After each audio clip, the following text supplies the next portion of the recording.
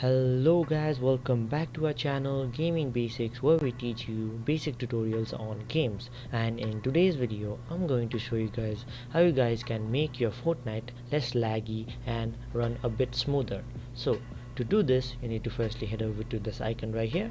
You need to click on this icon and click on settings, and after you have done that, you need to come over to the display mode right here, and in windowed mode you need to set it to full screen. Setting it on full screen means that you will have a bit more FPS and you will have less input delay than other windowed mode.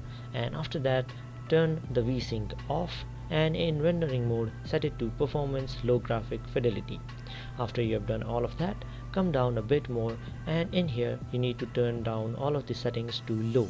And after you have done that, you can turn down your 3D resolution by a bit as well.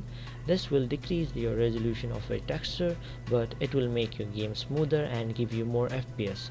So after you have done all of that, click on apply, and your game will start to run a little bit less laggier and more smoother. So that's how you do it, guys. Thank you for watching.